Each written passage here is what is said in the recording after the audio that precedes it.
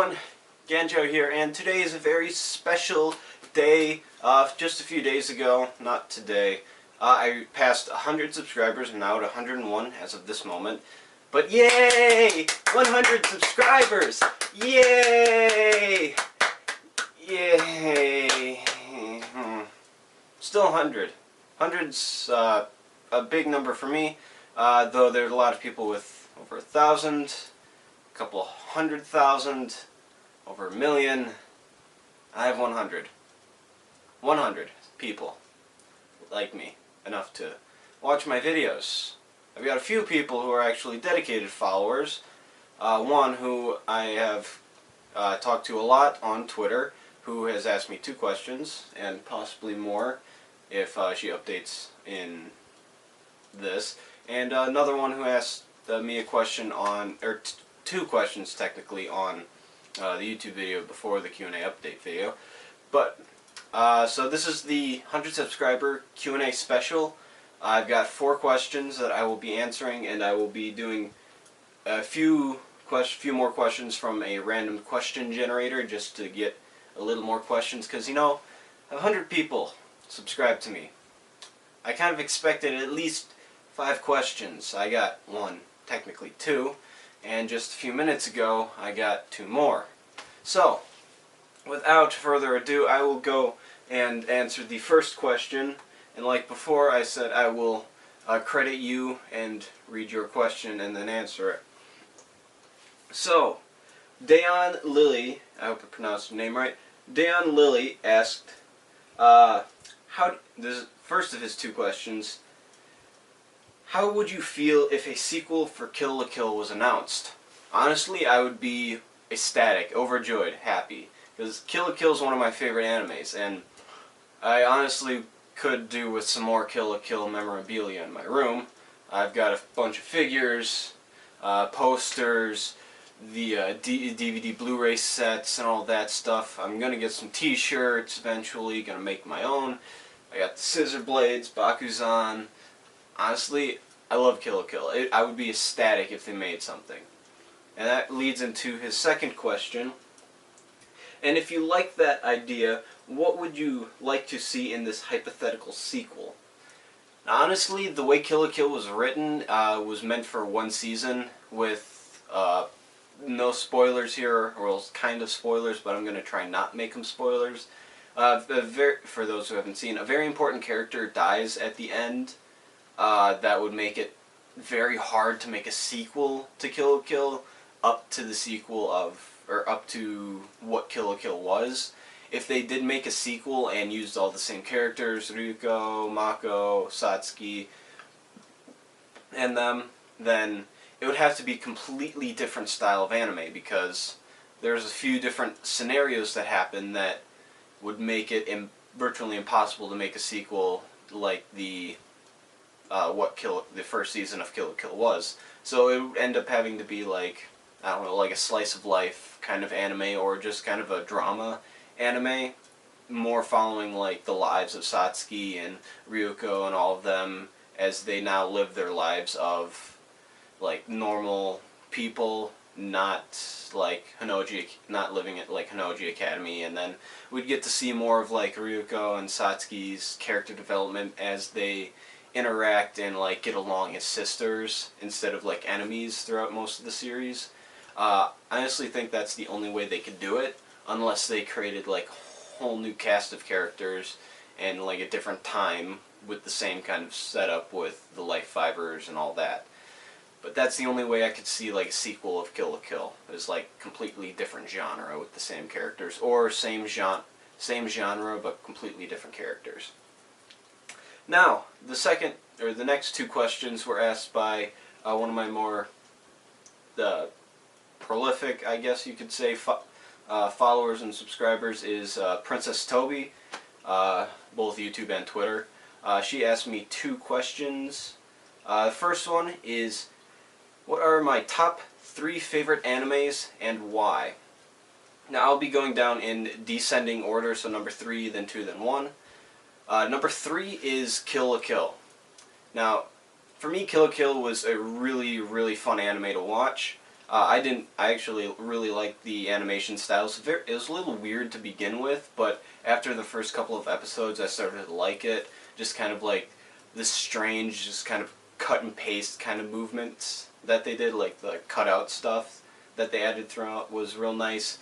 All the characters were fantastic. Not entirely fleshed out, but they had enough backstory to just make you know more about them and kind of respect them. Fantastic female leads in Satsuki and Ryuko. Basically, the entire anime is like kind of flipping the whole genre and putting basically strong female characters out, which I thought was a really nice touch because there weren't very many male characters, just in the Elite Four and then Nudist Beach, but most of the main characters were female. Even the villains were female characters, Nui, Rei, and Ragyo. But it was just a really fun anime to watch. It made me laugh a bunch, made me cry, gave me all the emotions that a good anime needs, and the story was slightly confusing, and I was kind of like really confused at where it was going, because like it happened at a really nice pace, but then when it got to like the second half, started to get confused at like I did not really see this going this way or see that coming. But it still turned out a really nice anime, really fun. I've watched it multiple times, and the English dub is way better than the Japanese, and that's just because the casting that they did. The English dub is probably one of the best dubs I've heard in quite a while. Okay, number 2 is One Piece. One Piece is, for those of you who don't know, one of the most popular animes and manga. It's the most popular manga out there, and one of the most popular animes out there, with over 650 episodes, I think. I'm not sure the exact number, but it's been running practically non-stop since 1999, so it has been going on for over 15 years, actually. Last year, I think, was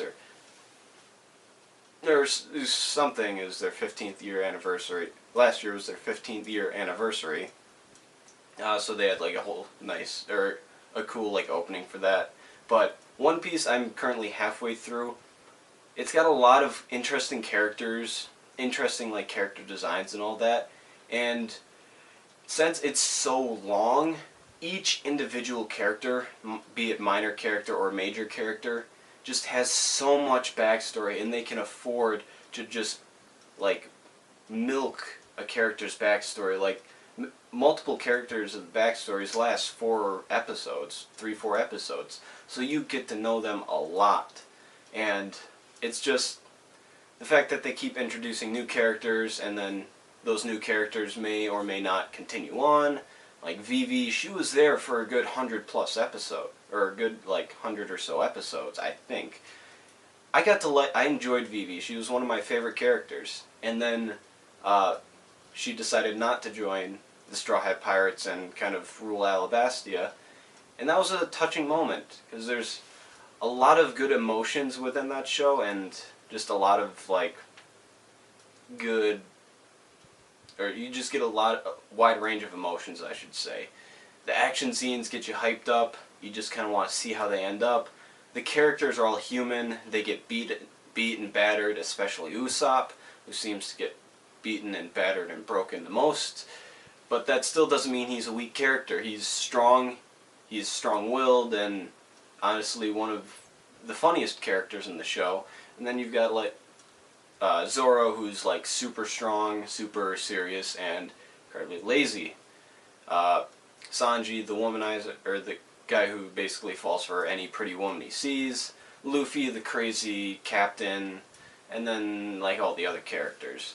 It's got a wide variety of characters and settings and all that stuff, and that's mainly due to the fact that it's a long-running series, and they can afford to do that, which makes it which is why it's one of my favorites. Just the fact that it's so long and you get to see so much of it, that there's basically nothing that you wouldn't like. Sure, there's some things you wouldn't like, but you can make up for that in everything else that you see.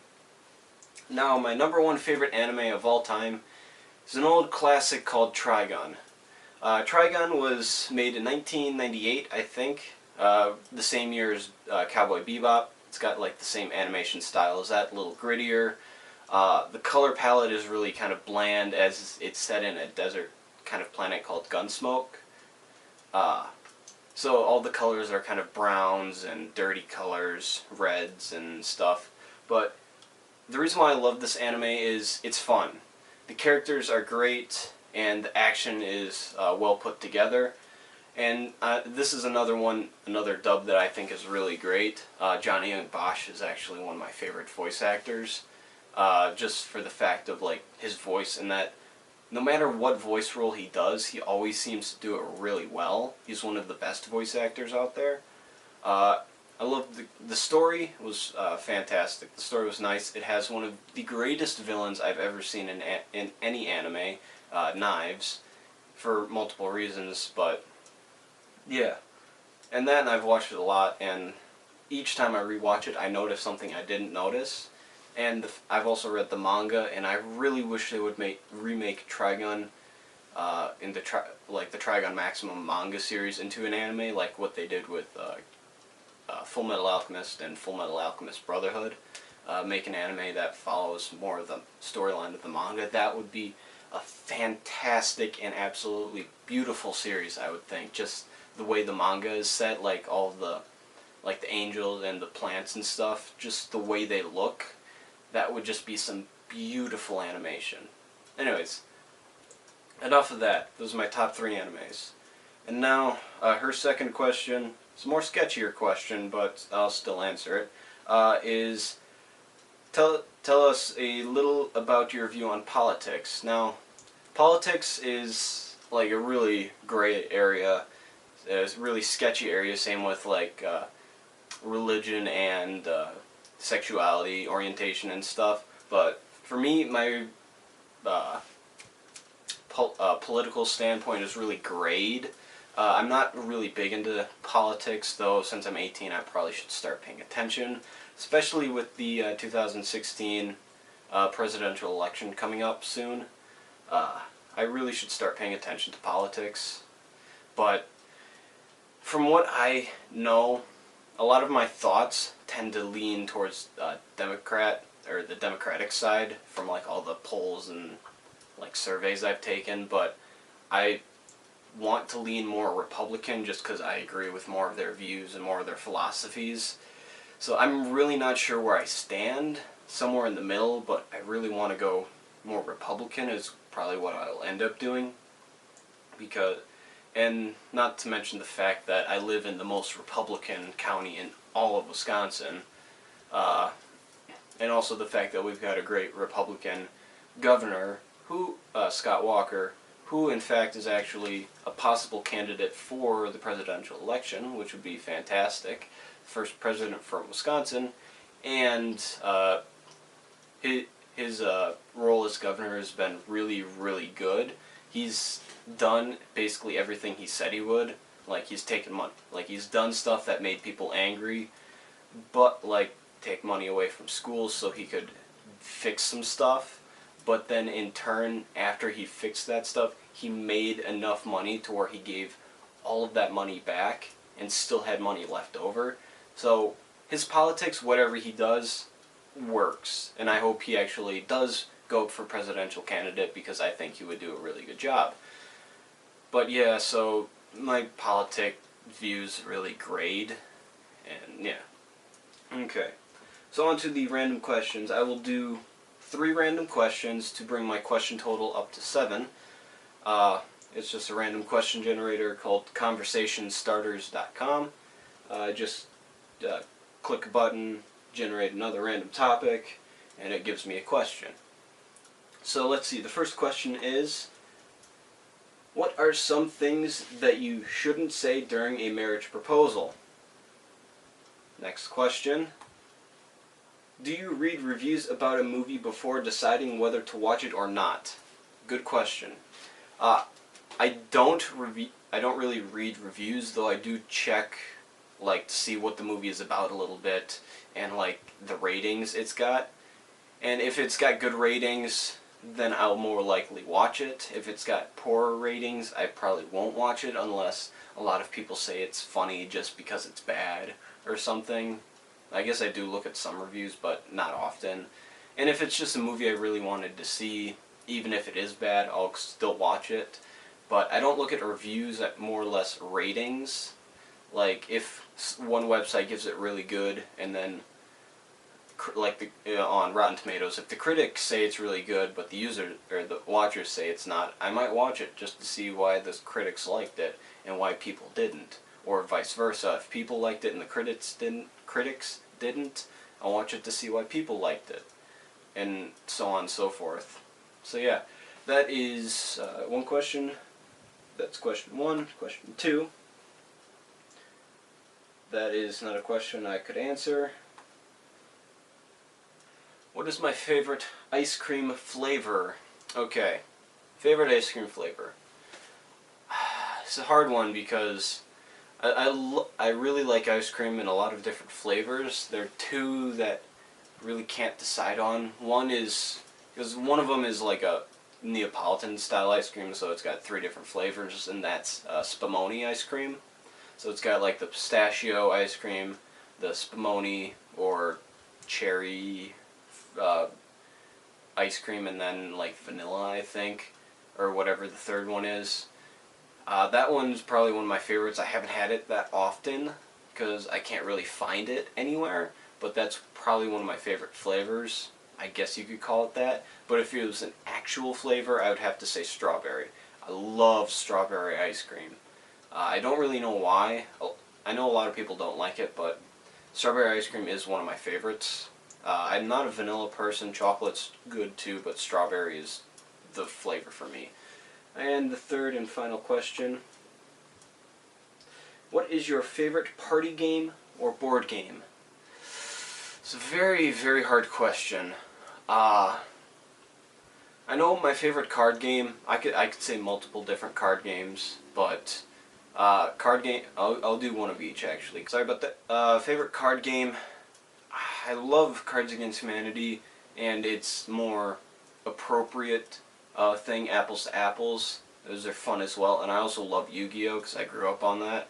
I played Yu-Gi-Oh! With my friends and stuff. Even now, as an 18-year-old, I still play Yu-Gi-Oh! I've recently got more cards and all that stuff, so yeah, Yu-Gi-Oh! Guy. Also Cards Against Humanity, apples to apples. Card games are fun. Board game. This is really hard because I don't play board games all that often. The board games I do end up playing a lot are like time-inducing ones, like the long setup and like a lot of rules and stuff. But Risk, if you know that game, is really fun. It's the game of conquest and stuff where you like place characters around, you go and fight people and defend. Risk is really fun. I also love the game of Life. That's probably the board game I've played the most out of any of them. And even like the game of Life that I have at my house, we have a sheet, my family has a sheet, where we write down like our finishing like wealth, like what we're worth at the end of the game. And I actually have the top score for wealth, and that was like the 5th time we've played it. We played it at least 17 to 20 times. But I had the most, and that was at $1.98 million at the very end. I don't know what I did, but I did enough to get rich. My sister has a second at like 1.8 something million. No one's gone over 2 million, but I have the highest at 1.98, which is fun. And that's a really fun game because you don't play the same game twice, and you always want to try something different. Like, sometimes you'll want to go through college, sometimes you won't. But yeah, it's a really fun game. So that is the end of my Q&A video. That was the last question. Again, thank you guys for 100 subscribers, and thank you all for watching my videos. Continue to watch them. I do have a bunch of stuff planned for the future. I do graduate in 3 weeks, hopefully. I've got one sketchy class that I need to get above an F for me to graduate, but school ends in 3 weeks. So, expect a lot of videos after that. I do have my secret scripted, long-running, hopefully, series that I will give you I will post updates as I'm making it, and like little snippets of what it might be, and then a trailer before, like a week or so before I release it. So thank you all for watching. Thank you all for 100 subscribers. Next milestone for me is 500 subscribers. So yeah, I hope I can reach 500 subscribers very shortly. One of my videos is like just blowing up hundreds of views every few days. So hopefully that gets me a lot of subscribers. Anyways, I thank you all for watching. Check out my other videos, and I will see you guys next time. Bye bye.